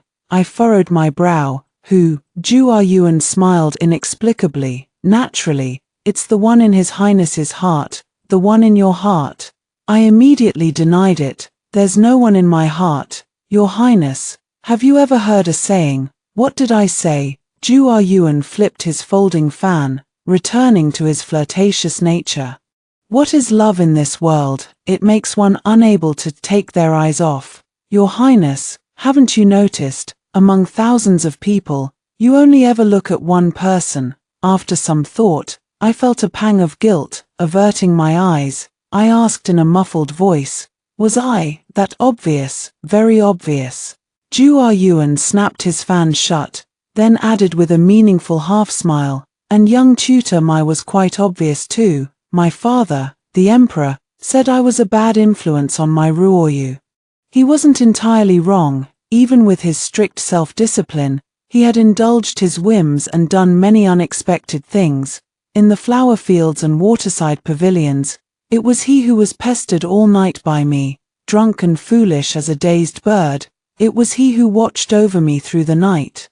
When the scandal broke, it was he who straightened his robes, entered the palace early, and took the blame for this mistake. When questioned in the Grand Hall, the emperor gave him two choices: marry Miss Su and stay in the capital, or refuse and be banished to Lingnan. So he followed his heart and took up a post in Lingnan. He was about to leave, departing the capital tomorrow, with no fixed date of return. On the way back to the palace, I suddenly turned my steps around. I was going to find my Ruoyu, not to stop you. But I just want to be clear about things. Finding my residence took quite some effort. It was the house at the very end of White Horse Lane in the east of the city, with a plum blossom pattern carved on the door. I had heard about it before, when my father ordered Bao Qing to bestow rewards upon him, on a late autumn night. A fine drizzle began to fall. As I walked past rows of simple, humble houses, a growing sense of guilt weighed on my heart. My Ruoyu came from a poor family. It was not easy for him to have reached this point after 10 years of arduous study. His ambition was to assist the emperor in achieving the greatness of legendary rulers Yarrow and Shun, and to bring peace and stability to the world. He should have been in the capital, at the imperial court, step by step, realizing his aspirations. Now that I've been exiled to this remote place, far from the center of power, am I not wasting the prime of my life? Deep in the alley, I found his home. The door was open, and the lights inside were still on. I stood at the doorway feeling a bit nervous, raising my hand to knock but unable to bring it down. Suddenly, a woman's voice came from inside the house. "Ahung, go play in the yard. Mother is busy right now." I shuddered and instinctively wanted to hide, but before I could move, a little kid who had dashed out of the house spotted me at a glance. The little kid and I stared at each other across the courtyard, their eyes clear and bright, giving me the illusion that I was looking at my Ruoyu. Cough, cough. I cleared my throat and was just about to greet them when, without warning, the little kid let out a loud cry toward the house. "Mother, there's another pretty lady coming to find Uncle." As soon as the words were spoken, a woman in plain blue clothing quickly emerged from the house, her arms full of a jumbled pile of winter and summer clothes. Looking as if she were packing her belongings, the woman hurried up to me, giving me a bright, straightforward smile as she asked, "Miss, are you here to see our second young master?" "Second young master? The second young master of my family?" "Yes, I heard my Ruoyu mention it. He has an elder sister at home, a woman as swift and spirited as the wind. This must be the one right here." I nodded gently. "Yes, sister, I'm looking for my Ruoyu." After a brief pause, I couldn't help but ask, "Are there many young ladies who come looking for him?" "Quite a few, sister," I said nonchalantly, seeing that he looks decent enough. "Those young ladies think highly of him and show him some respect. I don't know where they heard he's going to Lingnan, but they all came to see him off." "Ha, but they came at the wrong time. None of them got to see him." As she spoke, Sister Mai gave me an apologetic smile. "Miss, you've come at a rather inconvenient time." I panicked and asked urgently, "What, has he already left? Wasn't he supposed to depart tomorrow?" He hasn't left yet. He went to the pharmacy with his brother-in-law. I heard Lingnan is full of miasma, so they're preparing some medicine to take along. But what I meant was, hey, Aheng, where are you running off to? Before she could finish her sentence, the little toddler, who had been quietly wandering around the room, came toddling over to me again on his short little legs, her sparkling eyes curved into a smile exactly like my Ruoyu's, as she raised her hand. Sister, this is for you. Oh, you little rascal, what a flirt you are, giving gifts to pretty sisters as soon as you see them. The little munchkin had just stuffed the item into my hand when his mother swiftly grabbed him by the ear and pulled him back. You even used your uncle's things to give as a gift. Just wait till he makes you recite the 1,000-character classic as punishment. I looked down at the gift in my hand and froze instantly. I'm sorry, miss, sister, I said apologetically. This is something my second brother treasures deeply, so I can't give it to you. This is, sister, I sighed. You've come at an unfortunate time. This was given to him by the one he loves. In the dim light of the room, the object in my hand shimmered with the luster of silk threads. This is clearly the plum blossom knot I made that day while squeezed in the crowd during the flower viewing. But sister, I said, this was given to my Ruoyu by her sweetheart. Sister, lost in thought. A familiar, cool voice came from behind. I turned around abruptly, meeting my Ruoyu's clear and bright eyes. A flicker of surprise crossed his face. Your Highness, you're finally back. The young lady has been looking for you, said my elder sister. I stood frozen at the doorway while he stood in the alley holding an umbrella, enveloped in the misty rain, separated by that neither near nor far distance. For a moment I found myself at a loss for words. Sister Mai's gaze shifted between me and my Ruoyu, a look of sudden understanding dawning on her face, but she said nothing. It wasn't until a middle-aged man hurried over and bumped into my Ruoyu. Erlang, what are you standing here for? Sure. Sister Mai suppressed a laugh and said to the middle-aged man, what are you shouting about? Get in here. The little one tugged at the hem of my skirt and said in a childish voice, Sister, you come inside too. The family of 3 entered the house in an orderly manner, and it immediately became quiet outside, with only a few words from Sister Mai drifting over. Don't call me sister randomly. Who's your sister? Blindly shouting, messing up the generational order. My Ruoyu averted her gaze, clearing her throat lightly to mask her embarrassment, then walked over to me. Your Highness, you. Her soft gaze swept over my rain-dampened hair, and as her brows furrowed, her tone deepened. You've been out in the rain. He took a handkerchief from his sleeve and offered it to me, but when he noticed the tassel in my hand, his eyes froze. When I arrived here, I had firmly resolved to ask him a question clearly and directly. My Ruoyu, do you also like me? But at this moment, I decided not to ask.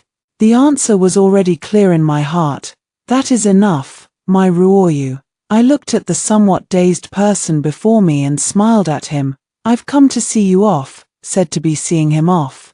In the end, it turned into him seeing me off. On the way back to the palace, there were few pedestrians. My Ruoyu held an umbrella and walked side by side with me. I felt like teasing him, so I deliberately said loudly, My Ruoyu, why are you so unlucky? How did you manage to get pecked by a bird for no reason? Tell me, what did you do to provoke it? Sure enough, he immediately panicked, and after struggling for a long time, he managed to blurt out, I don't remember. No matter how hard he tried to stay calm, he couldn't hide the blush spreading from behind his ears to his entire face. I stopped walking, reached out to pinch his chin, and turned his face toward me. TSK, TSK, TSK. That peck was way too fierce. You've really run into a very, very bad bird. My Ruoyu lowered her gaze, her eyes falling on my unrestrained hand, yet she didn't pull away. Her long, delicate eyelashes fluttered slightly as she said softly, Not bad, just a drunken bird. Hearing those words, it was my turn to blush. I quickly withdrew my hand. Then you'd better be careful from now on. I hear there are plenty of birds in Lingnan, don't get pecked again. He said this to himself and quickly walked ahead.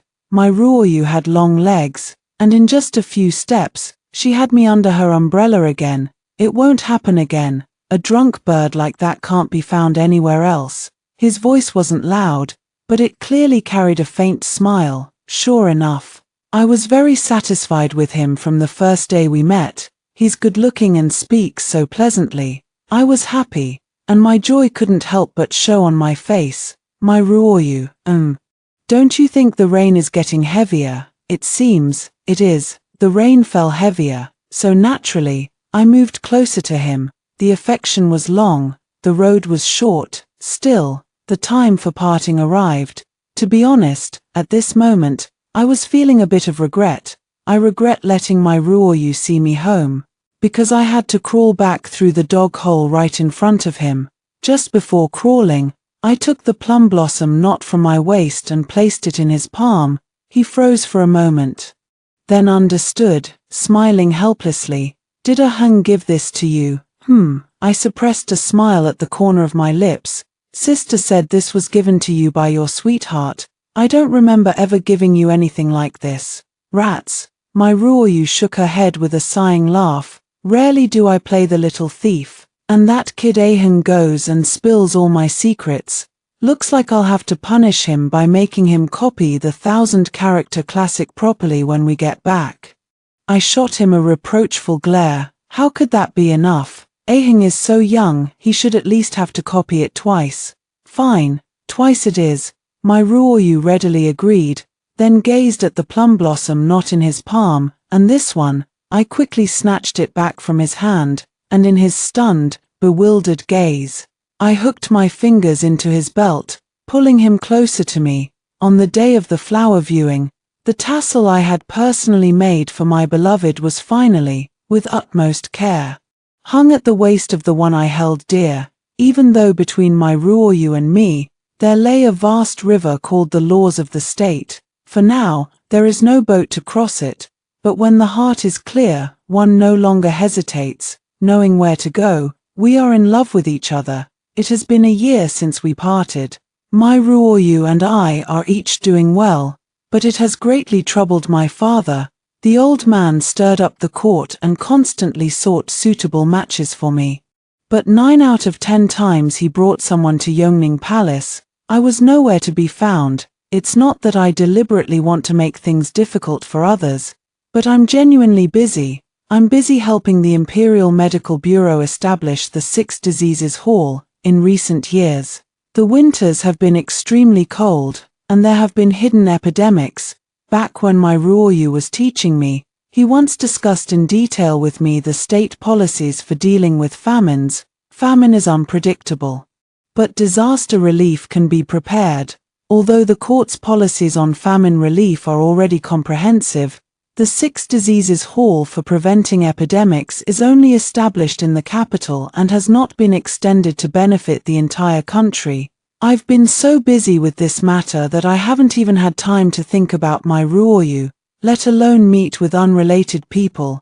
On the rare occasion I managed to steal half a day of leisure, my father came to catch me in person. Lately, I've been thinking it over carefully, and it might not be a bad idea to give you Lu Xingji, Yi Ji, and Jua Yuan all together. You are a princess of this nation, and your consort naturally must excel in every aspect: wealth, courage, and good looks. The 3 of them combined just about cover it all. I slumped in my chair, directing Yinga and Yanga to massage my legs while munching on an apple and mumbling, "That makes sense, sure, but Lu Xingji is a playboy, Yi Ji is a brute, and Jua Yuan is a libertine. I am a princess of this nation. How can my consort be so foolish, reckless, and dissolute all at once? Even with the 3 of them combined, it still falls a bit short." The old man immediately flared up. "What's this? 3 aren't enough. How about I give you 30, then, 30. I quickly straightened up. "Put down the apple. If that's the case, I'll think about it." "Hey, you little brat," just as father raised his hand to point at me. I had already reached a conclusion. "I've thought about it. No, Not even 300, one shouldn't be too greedy. Though there are 3,000 weak waters, I only take one ladleful to drink, just one ladle to drink, from each. Don't think I don't know, it's that my Ruoyu you've got your eye on. I neither confirmed nor denied it. The emperor frowned deeply. Minghuang, it's been a year. A young person's deep affection comes quickly and fades just as fast. You say you still hold my Ruoyu in your heart, but I think you're confusing guilt with affection. My Ruoyu was exiled to Lingnan because of you. You always feel you owe him, don't you? Guilt, owe him. I shook my head and chuckled softly. Father, I feel no guilt toward him, much less any debt. There once was a time. But on that rainy night when we said goodbye, my Ruoyu had already resolved the knot in my heart. That night, he placed the red string that hadn't been hung on the lover's tree into my palm and said to me, Minghuang, I have admired you for a long time, since long ago, but those involved are easily confused. If I were to sacrifice myself for immediate love, abandoning my ambitions while you forsake your family, I fear that in the end I might only be deluding myself about the depth of my feelings. I'm afraid my affection for you cannot withstand the erosion of time, and that our current passion might eventually turn into mutual resentment in our remaining years. Therefore, I need time to test myself. I told you before that going to Lingnan is my own choice, unrelated to you. That was the truth. I didn't lie to you. Scholars should understand words but also understand the world. How could the vastness of this world be fully comprehended from just a corner of the capital? Even without this matter, I would have gone to Lingnan sooner or later, and if not Lingnan then somewhere else. If there's any regret, it's only my regret toward you. I'm sorry, I'm too selfish to stay by your side. My Ruoyu is not someone who loses their head over love, and neither am I. We both follow our hearts and take responsibility for ourselves. The emperor remained silent for a long time before finally sighing. Yong'an, in this world, there are few tales of joy and many of regret. Do you know that systems and laws are never established out of thin air, nor are they ever abolished for the sake of an individual? I nodded. Your son understands. I do not seek eternal togetherness. If love between both sides can last for why need they stay together night and day? Another year has passed. I am still very busy. My father, the emperor, seeing me constantly shuttling between the Liuji Hall and the palace without the dignity befitting a princess, found me an eyesore. With an imperial decree, he sent me to the Liuji Hall to suffer a bit as an unknown junior. I have to say, this old man is quite considerate, arranging everything just as I wished, and so, I, Huang Xiaofeng, a physician from the Liuji clinic, joyfully skipped and hopped my way into the world to experience and understand it. My Ruoyu was also very busy. Among the countless officials posted to the provinces, he was the most annoying one. Memorials from thousands of miles away arrived at the palace month after month, piling up on my father's desk several layers higher than anyone else's.